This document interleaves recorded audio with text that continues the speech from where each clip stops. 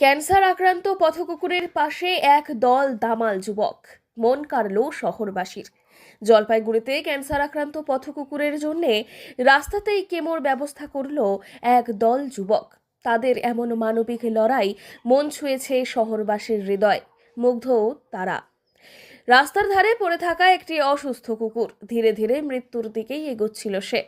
কারোর নজরে পড়লেও খুব একটা সাহায্যের হাত বাড়ায়নি কেউ।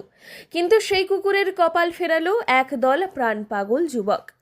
জলপাইগুড়ির পাহাড়পুর জমিদার পাড়া এলাকায় দেখা যাচ্ছে এমনই বিরল দৃশ্য। বাইকের সিটে বসিয়ে কেমোথেরাপি দেওয়া হচ্ছে এক পথকুকুরকে।